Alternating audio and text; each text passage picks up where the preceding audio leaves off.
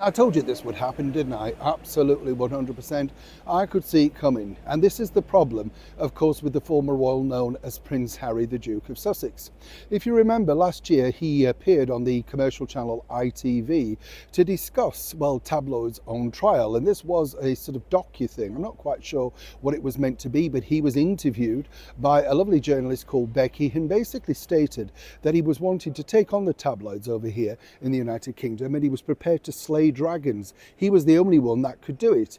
He reiterated this story in a sit-down chat with the New York Times over in New York recently, basically saying he was going to push ahead. But now things are starting to crumble, a little bit like the last time he appeared at the Royal Courts of Justice. Let me explain. Morning, good to see you. Thank you so much for your time, and thank you as ever for your support with the video regarding the price hikes that they don't tell you until you find them out at the till. Well worth a view, that video, trust me, because I read a lot of your comments, and it's happening not just here, is it, but all over the world. And you know, it's just another thing that you've got to be vigilant on. I mean, somebody wrote in the thing, oh, it's only 5p deal, but as I said, if you get 20 items, that's a lot of money, and why should it be going to them when they're advertising a rate that really you should be paying? You get the picture. Now, moving forward on this particular story, this, of course, is, well, you could have said this was going to happen, right? You know, you could dress it up any way you want. Harry, of course, the problem that you have with Harry is that he's hot-headed, pushes forward, and many people would have suggested, a little like his older brother, the Prince of Wales, Prince William, he should have simply signed a line and said, okay, I accept a payment, and moved on. We're talking about historical phone hacking allegations, allegedly.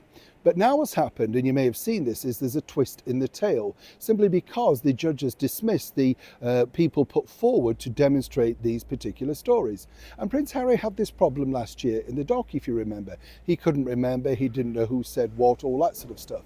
The judges basically said that some of the sort of documents put forward are commentary. They're not fact, as ever we have to say allegedly. Now, again, where it gets really interesting here is, and this would be a huge warning sign, I would suggest, if I was Prince Harry, particularly now because this is so close to the case starting, 2 weeks in fact. Where are you going to find those people that can come up into the dock and verify these conversations, these alleged conversations that have taken place regarding your grievances? And this is where it could simply fall down, and I'm not wishing that on either side.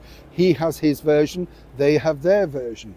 But you see, the problem is, when you're looking at something from many years ago, like Prince Harry should have done, as I said at the start of the video, many people have moved on, moved off.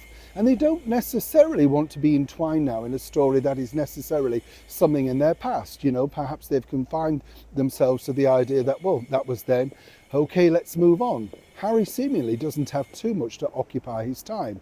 And according to sources, he's fervently now ringing around to see who he could summon up to validate some of these claims. Now, this is going to be very explosive and, again, could be quite detrimental to the British monarchy, seemingly because, of course, Harry at points will have to say who he told his fears and, you know, sort of problems to. And naturally, they could be the Prince of Wales and his father, His Majesty the King. And the question will be, well, what did they suggest and what did they do about it? Once again, Harry's managed to get himself embroiled in another fine mess, some people might say. But truly, the bottom line on this story is, if he can't verify some of these alleged grievances with real, you know, hardcore backup witnesses, then it's already looking very crumbly for Harry. And that's clearly not the message he was sending out when he sat down on the tabloids on trial. But now, 6 months down the line, in the reality of a London court, things are looking almightily very different. Neil Sean in the very heart of London.